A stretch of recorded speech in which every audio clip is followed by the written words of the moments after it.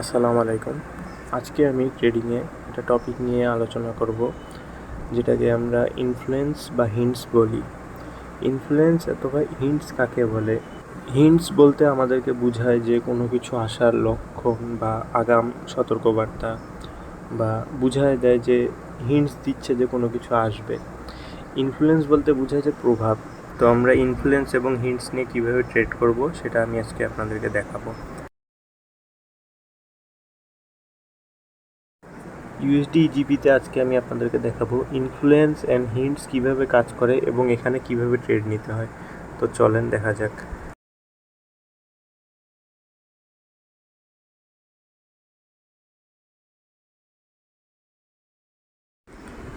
এই জায়গাটা লক্ষ্য করেন, মার্কেটের স্ট্রাকচারটা আপের দিকে। এই জায়গাটাতে একটু লক্ষ্য করেন যে বায়ার পজিশনে কিভাবে আমাদেরকে হিন্টস দিচ্ছে সেলার ক্যান্ডেলে। আমাদেরকে মার্কেট বুঝাইতে চাচ্ছে যে এখন বায়ার আসবে।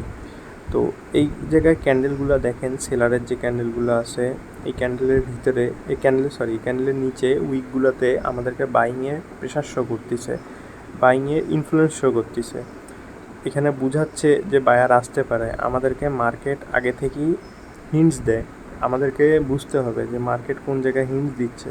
তো এইখানে জায়গাটা দেখেন যে মার্কেট আমাদেরকে হিন্টস দিচ্ছে যে এই পজিশন থেকে বা এইখান থেকে বায়ার আসতে পারে।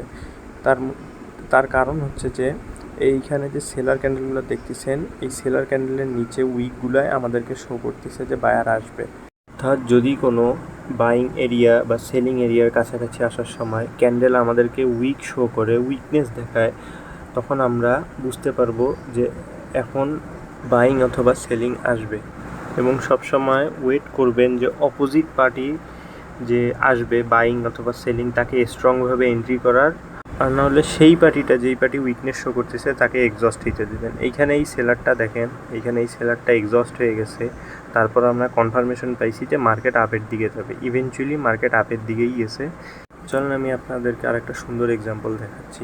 এই জায়গাটায় দেখেন, এখানে বাইং এরিয়ার কাছাকাছি সেলারগুলো কীভাবে ইনফ্লুয়েন্স করতেছে, কীভাবে হিন্টস দিচ্ছে আমাদেরকে যে বাইং আসবে।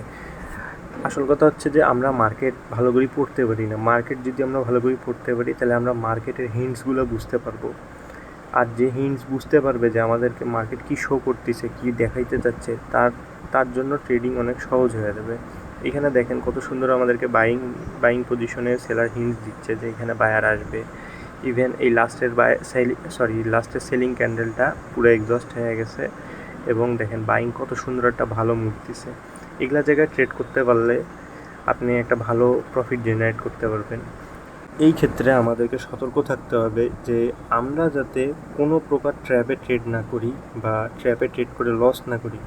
আমাদেরকে ওয়েট করতে হবে যে অপোজিট পার্টির স্ট্রং এন্ট্রি নেওয়ার, অথবা যেই পার্টিটা উইক তাকে এক্সস্ট হওয়ার জন্য।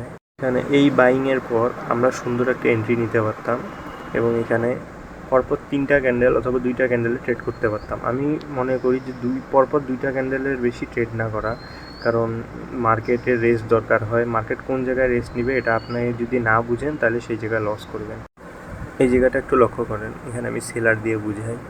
এখানে যে সেলিং এরিয়াটা বা সেলিংয়ের যে আপনার রেজিস্ট্যান্স বলে, এখানে আমাদেরকে ক্যান্ডেলগুলো শো করতেছে যে এখান থেকে সেলার আসবে। দেখেন কত সুন্দর করে হিন্টস দিচ্ছে আমাদেরকে। যে বুঝতে পারবে সে এইখান থেকে ভালো একটা প্রফিট মেক করতে পারবে। তো দেখেন এই জায়গাটাতে বাইংয়ের উইকগুলো যে শো করতেছে, এখানে আমরা বুঝতেই পারতেছি যে সেলিং আসবে বা সেলিং আসার লক্ষণ দেখতেছি।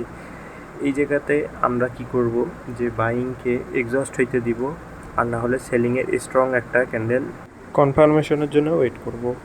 মার্কেট কোথায় ট্র্যাপ করে, কীভাবে ট্র্যাপ করে, এগুলো যদি শিখতে চান তাহলে আমার এই চ্যানেলটা সাবস্ক্রাইব করেন আর ফেসবুক পেজটাতে ফলো দিয়ে রাখেন। আমি সামনে এই টপিকগুলো নিয়ে আলোচনা করবো ইনশাল্লাহ।